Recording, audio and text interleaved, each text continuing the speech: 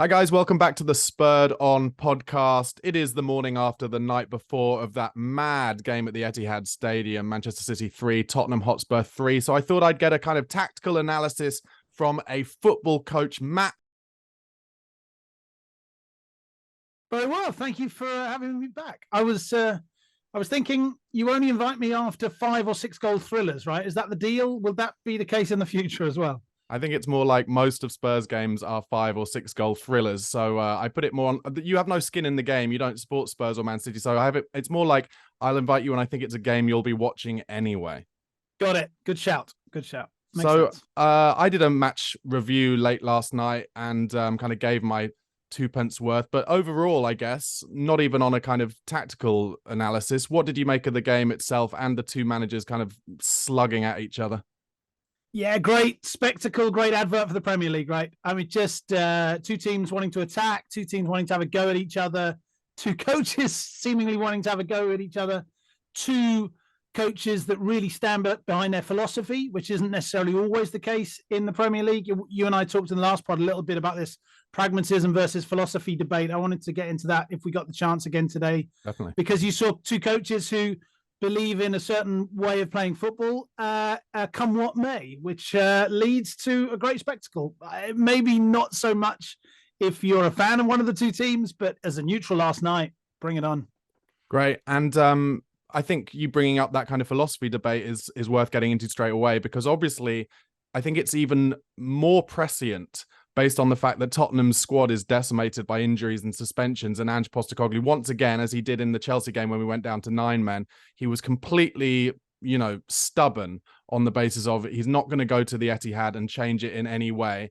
And as a coach looking on, do you admire that, or do you think he's bananas? Bananas is a tough one. It depends what the goal is. I was thinking about this last night.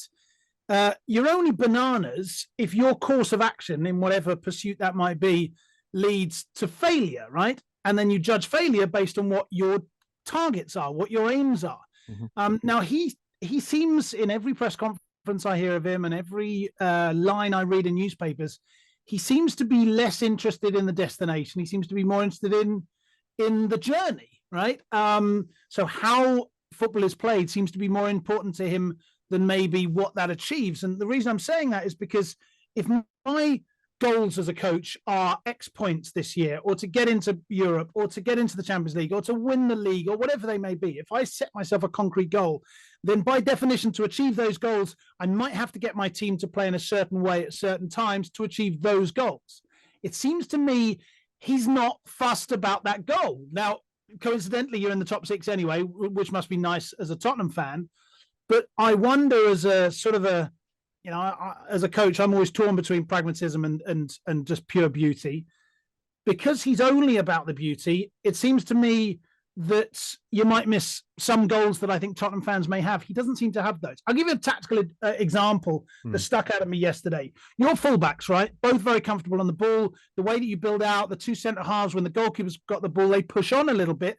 And Ange wants you to play diagonally outside. He wants to give the ball, the right back and the left back the ball, and then you try and play diagonals into centre midfield. You try and build out through that system.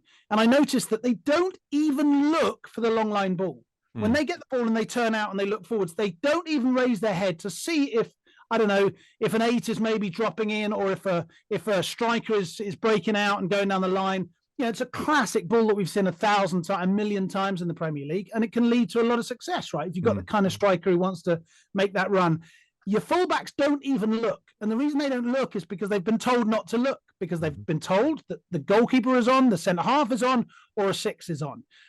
In other words, we're going to pass it, we're going to keep it short, we're going to keep it on the deck. Now, that's great, and it looks beautiful, apart from when you lose the ball. And 2, 3, 4 times last night, your fullbacks got caught on the ball. And then I come back to the pragmatism thing. What's his goal? Because if his goal is to beat Man City, then a chip ball into the channels once or twice might actually do them, because their fullbacks play so high, right? There's space behind their fullbacks.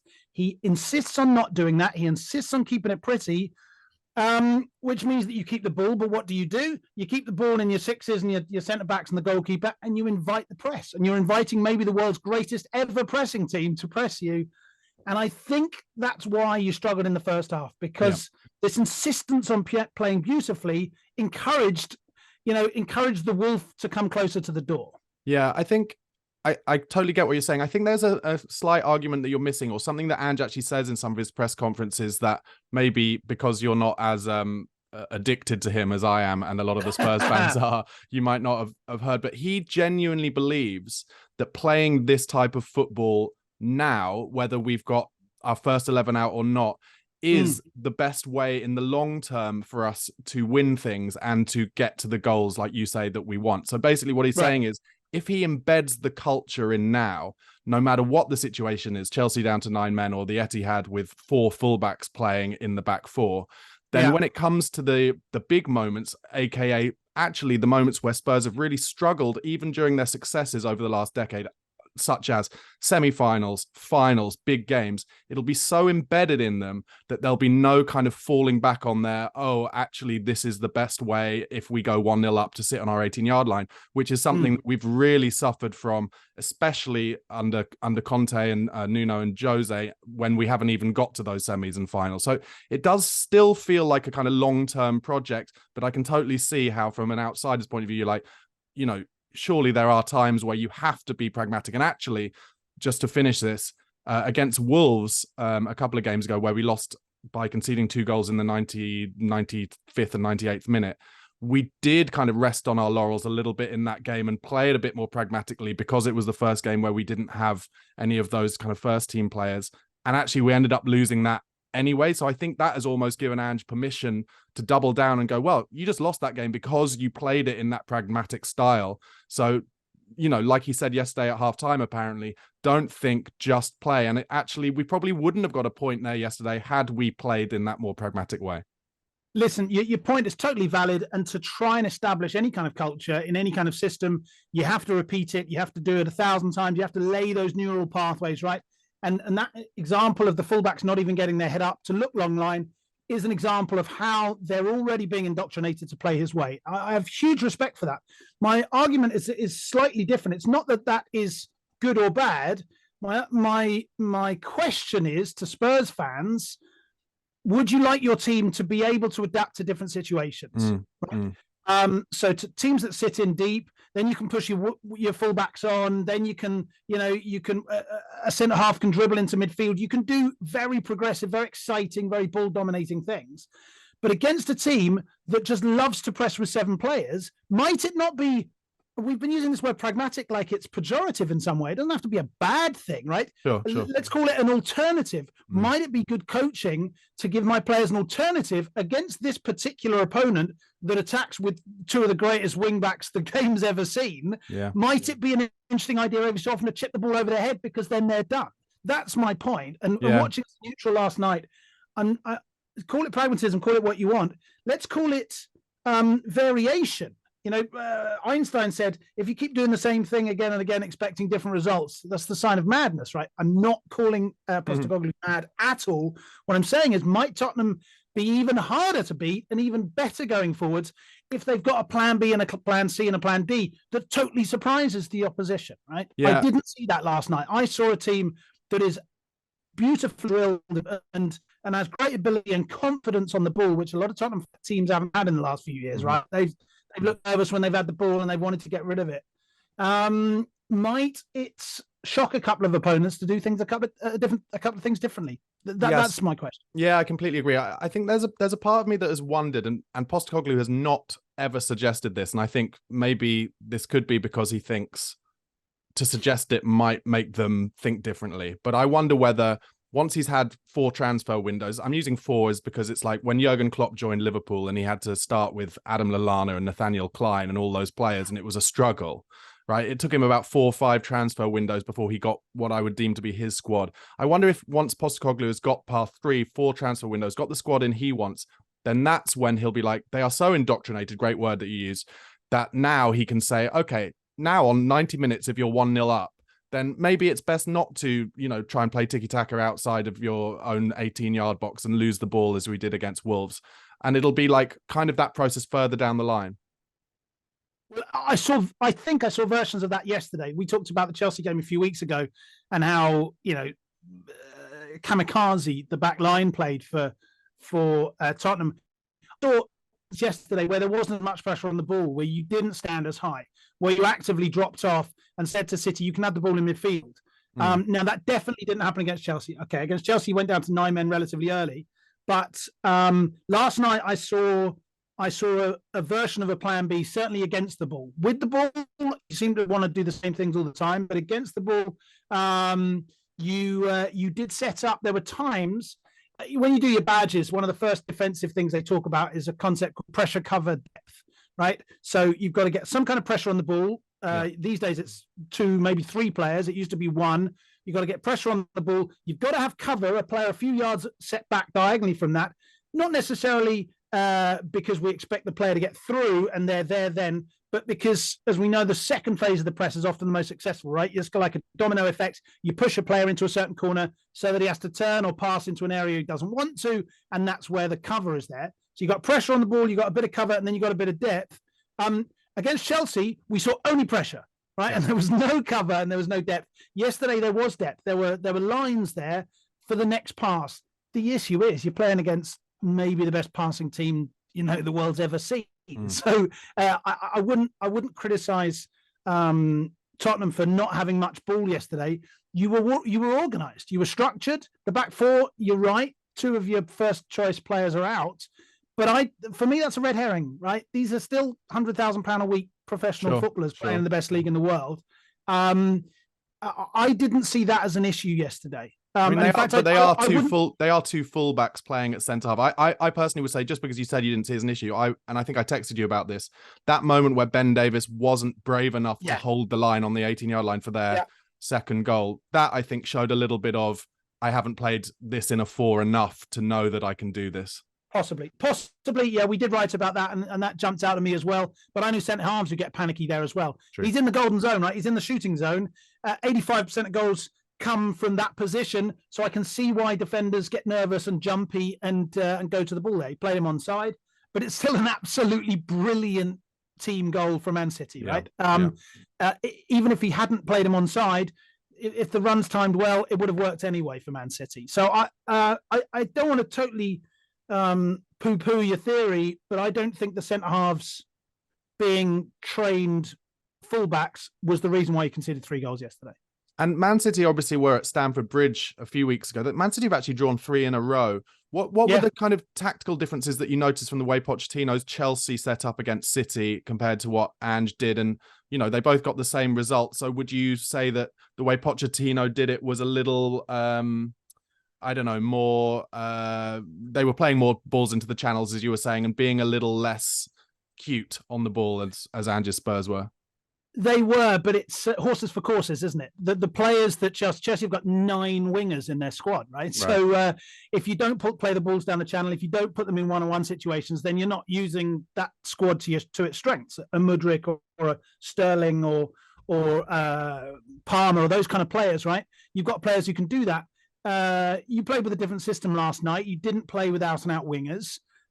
You against the ball, when Man City had the ball, I noticed that Son presses the goalkeeper from the side and wants the goalkeeper actively to play into the middle. I don't know whether you noticed this, but City do the opposite, right? Haaland runs in a curve and attacks the goalkeeper to try and force the ball down one side, right? It's called splitting the field. So he tries to split the pitch and make play predictable and make the goalkeeper play down one side.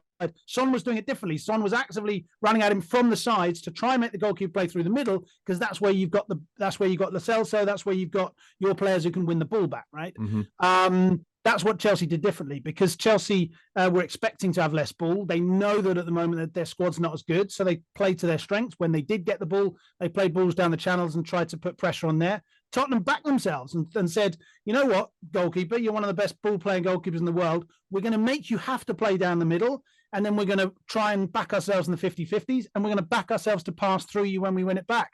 And certainly in the second half, last 20 minutes, you did that. You certainly did that. Yeah, there seemed to be, to me, a big difference once Højbjerg came on for Bryan Hill in the second half. Højbjerg kind of gave us, it didn't feel like we had a natural kind of number 6 in the first half. I know Bissouma plays that role, but I think what Bissouma needs when he plays that role is another player who previously this season has been Pat Matasar, who will also do the legwork in to help him. And in the first half, because he had Lo Celso and Kulusevski ahead of him, it seemed like there was acres of space for Man City to run into, especially on the transition. I feel like Højbjerg really helped kind of settle that down in the second half. But I want to talk about Kulusevski and Lo Celso a little bit and what you noticed about them yesterday, just because they are two players. Kulusevski this season, who has been getting a bit of abuse from Spurs fans, he mostly plays on the right, and actually he did again. He went out wide again second half. But I actually really liked him in that number 10 role, which he's kind of started in yesterday and a few games recently because Maddison is unfit. And I feel like he's a lot less transparent in the way he's going to go, whereas when he plays on the right, because he's so one-footed, he's always going to cut in, and I liked what he did. Right. I wonder what you thought of those two players, specifically him and Lo Celso yesterday. Yeah, I like Lo Celso. I thought he could work on his timing of his tackles sometimes. Maybe that could be something on Monday morning to look at in training, but again, bit tough considering the players that he's playing. He's Argentinian, Matt. It's part of the game out there. Are we making generalized international statements here? Okay, okay. It's that kind of podcast, as I see. I think you mentioned a name that was hugely important, not only to the game last night, but for the last couple of games to Tottenham, and that is Maddison. I think you saw yesterday how important he is in that system and how important he is for the way that Postecoglu wants to play football. Because we miss him so much. I think so. I think he links, Son's not the kind of player who drops in and wants it to feet. He wants the ball in behind. He wants to run these diagonals, and he needs a player who can put those little cheeky balls around the corner. I'm not saying that Kulusevski can't do that. He's got a lovely, he's an elegant footballer, but I missed that cleverness. I missed that cuteness yesterday because Maddison wasn't there, definitely. Yeah, and didn't Kulusevski go over to the right in the second half? Yeah, he did, and that's because Højbjerg came in and Kulusevski went out wide. Johnson swapped over sides, and because Brian Hill had been taken off. I want to mention something actually as a football coach, ask your opinion on, because another thing that's happening is Bissouma's getting a lot of abuse because he tried to nutmeg the player outside his own 18-yard box, and that led to City's third goal. I think that's a classic example to me of something Postecoglu's been saying ever since he arrived at the club, which is I'm asking them to be brave on the ball. If they make a mistake, I will take responsibility for it. And actually, similarly, we nearly conceded a goal, I think, just after half-time when Vicario made a bad pass out from his own area and then had to make a save to cover it. As a football coach, coaching people on the side of the pitch, when that happens to you as a manager or coach, what is the way that you deal with those players to try and... Because back in the day, in the old school days, and even I'd say up to Mourinho and Conte, they'd be like going absolutely mad and bollocking those players. But it seems like Postecoglu is determined to allow them to make those mistakes. Yeah, it's a real fine line as coaches, isn't it? And it comes back to that fundamental core value. What's most important to you as a coach? The team that I coach, for example, we try and get the team to play football. We want them to be confident on the ball. We want them to dominate the ball, and it seems that Postecoglu wants to play the same kind of way. If a player makes a mistake trying to do something quote unquote difficult, if you then criticize that, if you then openly chastise that, you're making a very dangerous mnemonic, I think, because you're putting something in the player's mind where they say, well, he told me in training to try and be progressive and try and look forwards and try and open up. And now I've done that and I've lost the ball and I've made a mistake and he's punished me for it. I think it's quite logical that the next time the player finds themselves in that situation again, the neural pathways have been laid. Hang on, last time I tried this, I got shouted at. I don't want to get shouted at. Fight or flight response or freeze response, and I'll be more defensive. I think that's very dangerous. Postecoglu doesn't strike me as the kind of coach who would do that. What you need to do, and with video analysis and with the trackers and the GPS data that they've got, the modern coaches have got these days and stuff, is you could show examples, similar examples. Hey, yesterday, this situation where we lost the ball and then we conceded a goal. Okay. The metrics don't look good because we lost the ball and we conceded a goal. But look at these 7 other examples where you tried to do it. And like Busquets, you megged someone and came out, or you did a step over and you came out. Look at all these clips where Busquets did it and actually it led to a goal or it led to a chance for us. Let's play those numbers. 7 times out of 10, you get away with it and it leads to a goal for us. 3 times out of 10, it leads to a goal against us. I'm making the numbers up, right? But you get the idea. Yeah. I would go in it at from that angle and say, if this is the way that we want to play, don't save that as a negative experience in your head. Save it as an experience, but look at these other positives that we also had. And how hard is that actually to do, in a real life situation? So, Matt Beadle, you are managing your team, you're in the cup final, and it's 2-2, and there's 10 minutes to go, and your central midfielder has tried to nutmeg someone 3 yards outside your 18-yard box, and the opposition have scored. Like, in a real world basis, how do you deal with your stress levels at that point to try and make sure he doesn't have the freeze response the following season? It's a great question. I hope that none of my players are watching this right now. I hope they are. You don't. We're all human, aren't we? Right? And you're in the heat of the moment, and that's an important goal or whatever, and that's decided it. Yeah, maybe something slips out. Maybe you exclaim something, but at the very latest, 20 minutes after the game, you sit back and you think, I'm glad that I've got a player who's got the ability to try those kind of things, and I'm glad that we've got him to a place, or them to a place, where they want to try that kind of stuff. And and if that is the kind of football you want to play, other team, I don't know, Sean Dyche isn't fussed about those kind of things, and he'd lay into a player if he wanted to do that. I'm not saying that's right or wrong. He has a different approach to the game. He would want to lay different neural pathways. If you've chosen as a coach to lay certain pathways and want things done a certain way, then you cannot then chastise the player for doing that. It's like parenting, isn't it? I mean, if you tell the child, go and express yourself, go and enjoy yourself, go and dance if that's what you want to do, son, go and dance, and then the kid dances and hits the chandelier and smashes it, you can't go nuts about it, can you? Right? You've got to encourage creativity. And then I think that's why your point beforehand about this long-term window approach is important, because to lay those pathways, to really give someone the psychological security, the psychological safety to say, hey, I feel safe here, I'm allowed to go and try these things. I know I can, because I've been told for 12, 18, 24 months, right? Yeah. And you just don't have that time structure in your system yet. Yeah, and it feels to me like it's a lot about the modernization of football, but even your example of parenting, it's like the modernization of everything. It's like back in our day when I was growing up, I remember watching videos, goals galore videos back in the late 80s, and I remember once Paul Gascoigne getting chastised by the commentator, might even have been Martin Tyler, for trying a kind of cross-field ball across his own 18-yard box, and I think Man City scored as a result. And that being like the biggest no-no in football, to send a crossfield pass across your own box, right? And now that's just totally the norm. Like, they have to be playing those diagonals across their own box, and you see centre halves do it, you see goalkeepers doing it, and it's just how the game has changed. I think there's two things there. That's a very British thing, isn't it? We love to knock our heroes down, don't we? We love to build them up, and then until they make one little mistake and then absolutely slaughter them for it. And the example as a Chelsea fan for me would be Joe Cole. Right, touched by serendipity as a footballer, phenomenal generational talent, and yet, I think if you were to compare the headlines, if you were to do some kind of meta analysis of the headlines of Joe Cole over the years, I'm sure the majority of them would be negative. The mistake he made, he tried to dribble out, he lost the ball or whatever, and I'm certain that we suppressed a generational talent for Chelsea, but also for England, because we didn't let him go in the same way that maybe the Spaniards or the Argentinian or the Brazilian might have done. The Premier League is definitely changing. I agree with you in that, and coaching is changing. And that's why you're seeing great England youth sides, under 17s, under 19s, play out from the back and want to pass through midfield and want to keep the ball and be brave on the ball. Things are definitely changing, or have changed. In fact, I went to see a German third division game yesterday. Our front side played... they're fourth in the German third division. They played the Dresden, who were third in the third division yesterday. Cracking game.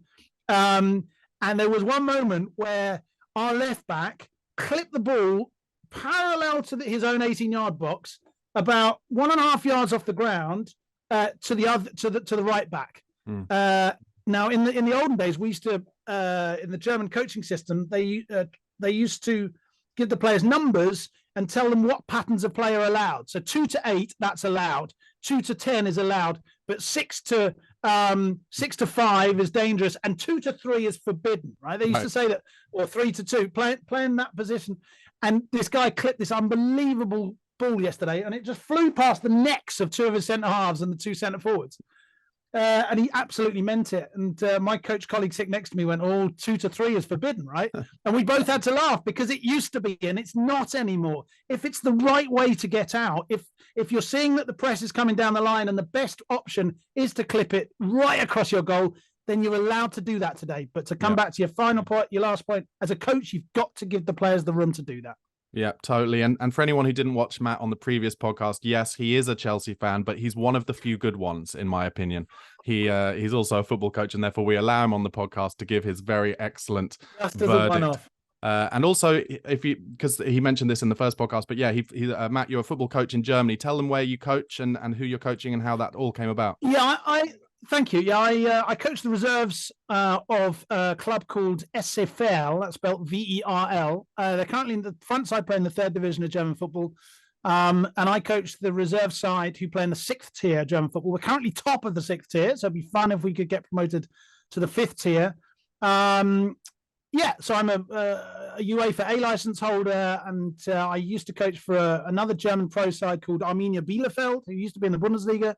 They've slipped down a little bit recently, but that's certainly where I'm at the moment. Many moons ago, I used to play and coach a little bit in England as well, but I've lived in Germany for quite a few years now. And it's actually quite interesting to, and you didn't ask this question, but I'm going to tell you anyway. It's interesting to be able to have grown up in the English oeuvre, the English world or universe of football, and now to live in the German world and kind of compare. Germany's had huge success, obviously, for years and years. The last 5 years, not so much. The last 5 years, English football has been right up there, and so it's really nice to sort of pick the best bits from both games. Yeah, and actually, this made me think it's worth asking you, because a lot of Spurs fans either are pretending that they're not watching or are watching. But how is the German football world feeling about Harry Kane at the moment and how he's ripping it up over there? Yeah, absolutely amazed. I mean, it must be 40% of the WhatsApps I get. And like, because I'm not a Tottenham fan, but people just all my German friends just immediately associate Harry Kane with, oh, Matt's English, and we know an English football guy. Let's write to him about it. And I get bombarded with Harry Kane mania. It's extraordinary. He's breaking all records, and this is in a league where we've had Lewandowski smash records, and we've had Kevin Keegan back in the day smash records, and we've had I don't know. I'm trying to think. Jurgen Klinsmann. Yeah, to a certain extent, but particularly the Bayern strikers in recent years. I forget the guy's name. Mane was there last year and didn't do great, right? No, that's right. But it is, maybe I'm being unfair to the Bundesliga, and it's kind of a running gag. I talked to my friends about this, that I think the Premier League is faster and better. I think it's harder to play in the Premier League than it is to play in the Bundesliga, but that's marginal. But what I'm saying is it's a league where a lot of goals are scored, particularly by the top sides. Okay, the difference between the top sides and the lower sides is enormous. I know there's a discrepancy in the Premier League as well, but the budgets might be, I don't know, 500 million to 100 million in the Premier League, but in the Bundesliga it can be 400 million to 6 million, right? You can have clubs in there that have little 8,000 seater stadia and stuff, and they've just poked up into the Bundesliga for 1 or 2 years. And so it gives the big clubs and the strikers of the big clubs the opportunity to score a hatful of goals. Despite that ability to score a lot of goals in the Bundesliga, Harry Kane is still smashing all records and all expectations. Yeah. It's quite extraordinary. I'm hugely proud as an Englishman, that an English player is setting the standard. I read the other day that apparently he might become the first ever winner of the Golden Shoe Award, the first ever English winner. Have you heard this? Well, of the most top goal scorer around Europe. Yeah, and apparently an Englishman's or the last Englishman that won it was played for Sunderland. Phillips. Kevin Phillips, that's right. Yeah, Kevin Phillips. I think Kevin Phillips was the last one he won. Yeah, when he was up front with Niall Quinn. Yeah. Yeah, I think so. And I think in a calendar year, it looks like Harry Kane's going to win it this year, and he's only the second Englishman. To answer your question, he's ripping up trees, and I'm loving it. I think the big thing about it for me and maybe us as Spurs fans is it doesn't surprise us at all. But I feel like everyone else has underrated Harry Kane weirdly. Maybe not internationally or even internationally, actually, because everyone's like, oh, he's a penalty merchant or he's this, but he's so much more. Nonsense. Can I ask you that question? I'm sure you're going to hate it, and I'm sure your listeners are going to hate it. But do you think if he played in a quote unquote better team over the last 10 years, that he would have won 6 league titles, would have won 3 Champions Leagues. Yeah, I said it all the time. If he'd got his move to Man City that he wanted 2 years ago, he would have scored 60 goals a season, all competitions. He's going to do that for Bayern and possibly more, and he'd have won everything by now. It's unfortunate, but he made a rod for his own back by signing a 6-year contract. Now, also, unfortunately for him, that was when Pochettino was there and it was like peak stuff, but his agent, agent has a lot to answer for. He's also his brother, because he didn't put in a release clause for that. He should have insisted on a release clause, such as, if it's not going well in 2 years' time, I'm allowed to leave for 150 million or whatever it is. But anyway, look, I don't want to be negative. Do I have a release clause from this podcast? What do I have to do to get out of this? Definitely in the next 7 minutes, because I'm not going to upgrade to pay for this Zoom account. But actually, bringing it on, I did want to ask one last question, which is, you've watched quite a lot of Spurs games now. How do you see the end of the season for Spurs realistically? Let's say, I think the injuries should get back in January. Maybe we'll make a couple of signings. Where do you think what waters will we be swimming in? You asked that question at the Chelsea game as well, actually, and I said I can see definitely finishing top 4, top 6. I'd stick with that, but we might be looking 5, 6, 7, 8 now. And the reason I said that, I don't want to be too negative about it, but I think people have cracked the code now. I think the opposition coaches have started to crack the code and started to see, okay, this is the way, come what may, Tottenham are going to play. So to try and push their buttons and pick the locks, we're going to have to play this way against them. I think you were such a surprise and such a, just a joyous, what's the word I'm looking for? Because it was so unexpected at the beginning of the season. I think that's why you saw the success that you saw. I think you've dropped down maybe to a slightly more realistic position. I don't think, you played well to be at the top of the league, and that was great. But now that people are starting to work you out, I think you've slipped down to I think the league position, which will probably suit you at the end of the season as well. I may be wrong, and making predictions in football is always a nightmare, right? You can't win anything with kids, as an example of a bad prediction. But I reckon that you'll finish in the European places at least.